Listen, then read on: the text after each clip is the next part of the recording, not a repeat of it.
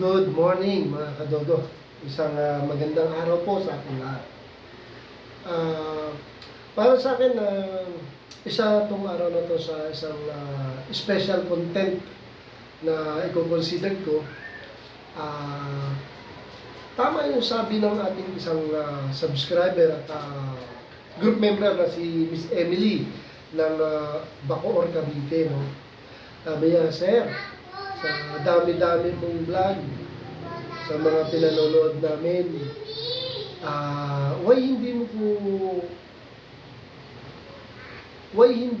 mo po na-content kung paano ka naging kennel owner and dog breeder? O nga naman, sabi ko sa sarili ko sa tagal kong bilang vlogger at sa dami kong na-content, bakit hindi ko nga ba na-content? Ano ba ang story ko bilang dog lover, and kennel owner? So yun mga kadogo, mga katropa, mga kadog lover, ang content natin ngayon, paano po ako naging isang legit dog breeder. Okay? So yun mga kadogo, unang-una ikikwento ko muna, ako po sa sarili ko, considered ko as animal lover. Tama po kayo. Animal lover po ako, not only as a dog lover. Animal lover lahat. Dahil po ako nung bata pa lang, hihilig na talaga ako sa hayop, especially dog.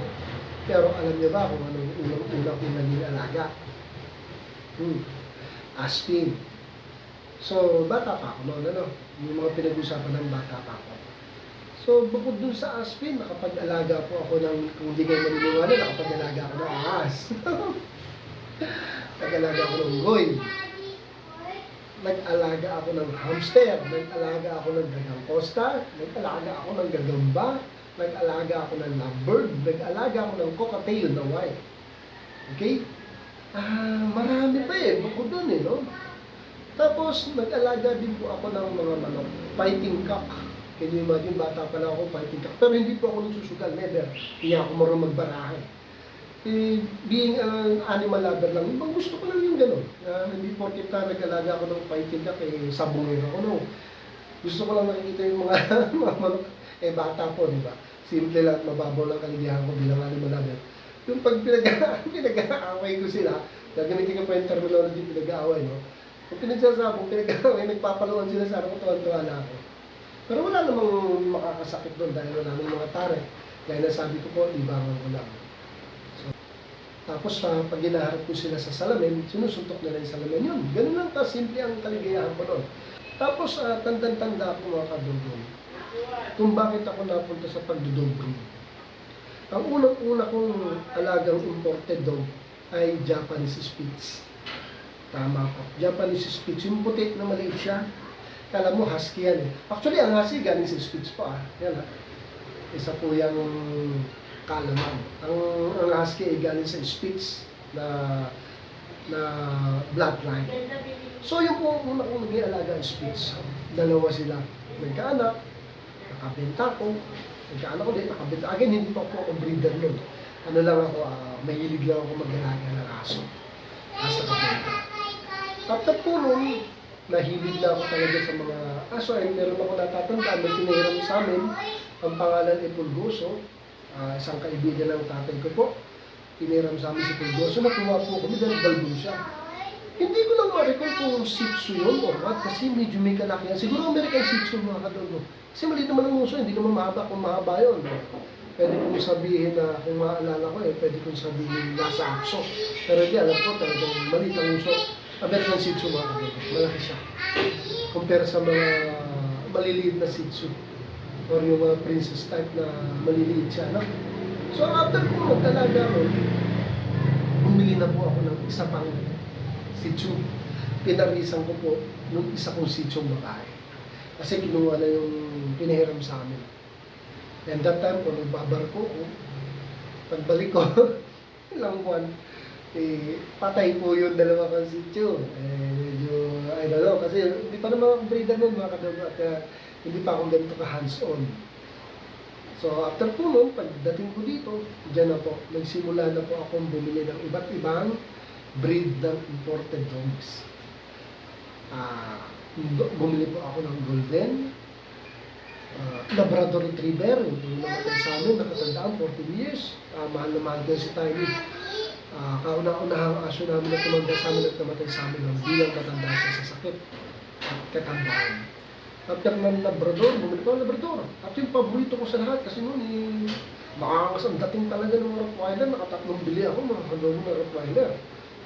Pero may istorya kung bakit hindi ko po tinuloy ang Rottweiler na breed na, no? Then, bumili na ako yan na yun, tuloy-tuloy na. Bumili na ako ng Chow, which is ngayon ay nasa anak kong panganay. And bumili na ako ng Basset Hound, Bigel, yung hotdog, Dachshund. Yes, Dachshund. And ano pa ba? Basta marami pa po akong naging hindi ko ma-recall no? Marami.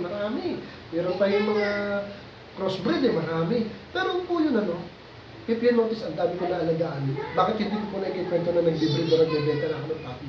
Kasi nga po hobbyist lang ako that time. Gusto ko lang aso. Wala silang pera Hindi ko inisip na parisan sila kung golden. Hindi ko inisip na gano'n. Kaya talagang hobbyist lang. Nag-aalaga lang ako dahil animal lover. Dog lover, alaga lang. So wala pa yung usapang breed. Kaya hindi pa ako breeder that time. Mahilig lang ako. Hanggang sa isang araw po, bumili ako ng isang adult male na Shih Tzu. Kaya mahilig ako na aso. Dami. Pero dagdag ako ng toy dog Shih Tzu, which is si Brutus. Yung pangalawang namatay sa akin ng katandaan. Si Brutus na kagandang aso po nun. After po nun, yung pong aking manugang, asawa na aking unika iha, niregaluhan yung anak ko ng isang female na Shih Tzu, which is yun po yung ngayon. Yung pinakamatanda kong aso, si Maggie. 8 years na po ito sa amin. 7 or 8 years, if I'm not mistaken, gano'n. So nag-pair yung dalawa po. Diyan na po magsisimula ang pagiging breed ko kasi first time ko magkaroon ng pair na same breed. Same the rest, hindi, binibenta ko dahil nga nangumuso ni si Mrs. Alaga ko na alaga, malaki aso, tapos wala naman kami kinikita.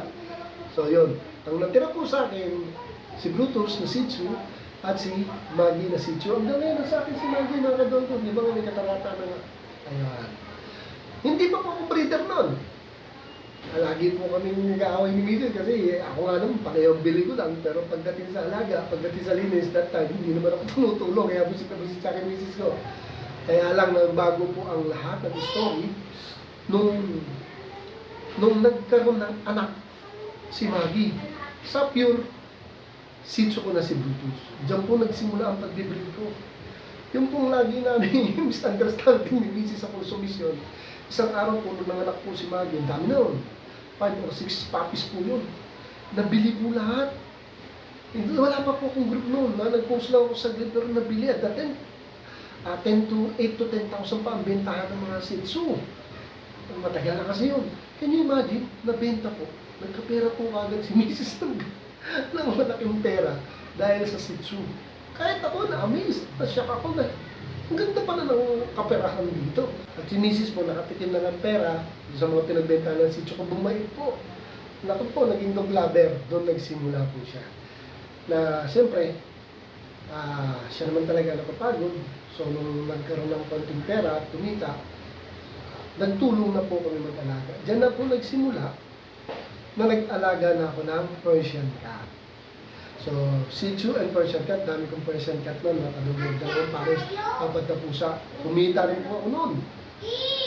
Kumita, itong dalawa ko dito, iba na to, bago na to, yung mga dati ko po, sila Sasha. Dami po mga anak noon. After po nung mga 4 na Persian ko, at yung pair na Shih Tzu ko, doon na po ako nag-alaga ng Siberian Husky. Una po ayoko Una po ayoko. Sa susunod na istorya ko kung paano at saan nanggaling si Pickles ang kauna-una kong Siberian Husky. Actually, meron pang nauna sa kanya kaya lang hindi pa ako breeder nun. Si Pickles kasi, siya na yung kauna-unahan na binili ko sa target ko para mag-breed. Nagkaroon na ako Sila Mati, male yun wala akong female So, ayan na po. Dumating na si Pickles sa akin, female. Meron po akong maraming aso noon, remember, at meron po akong adult husky na nabili ko namin sa Cavite, das Marinas, binyahe lang namin yung si Mati. Kaya lang hindi siya pwedeng pag-center, matanda na si Mati, 1 year old na yun. Si Pickles is 2 to 3 months pa lang. Okay? So, haba istorya, di pa rin ako nag-concentrate sa husky, no? Dahil concentrated ako sa pusa at sa Shih Tzu. So, si Pickles mo, lumaki na, nawala na po si Mati, nawala na yung iba kong aso. Yung Chow, napunta na po sa panganay ko. So, si Pickles po, nung nag-adult na, total kumikita na kami sa Shih Tzu, pinarisan ko na po si Pickles. Diyan na po nagsimula. Bumili na ako uli si Cotton.